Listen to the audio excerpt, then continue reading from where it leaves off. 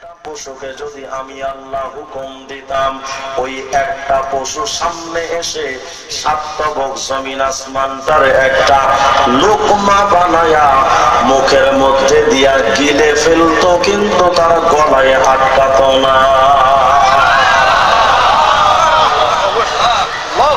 ওই পশুর গলা কত বড়,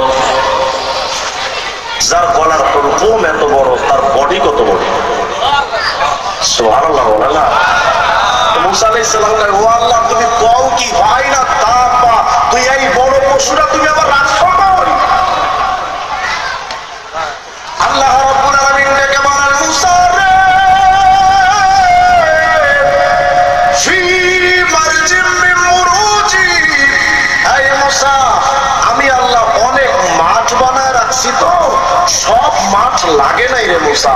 এমন বড় বড় কোটি কোটি পশু আমি আল্লাহ শুধু আমার একটা মাঠে ঢুকায় রাখছি। ওই ময়দানগুলো কত বড়, এত বড় বড় ময়দান যিনি বানালেন আমার সে আল্লাহ কত বড়। আরো জোরে কর। এই জন্য মনে রেখেন, আল্লাহর লগে পাল্লা দিতে নাই। আল্লাহর সাথে যারা পাল্লা দিতে চায় তারাই হেরে যায়, তাদের সফলতা আসে না। আমি বোঝাতে চাচ্ছি, আল্লাহ পাকের বড় বড় সৃষ্টি আছে, জমিনটা এত বড় সৃষ্টি, পাহাড় পর্বত সমুদ্র নদ নালা কত কিছু বড় বড় সৃষ্টি আছে আল্লাহ।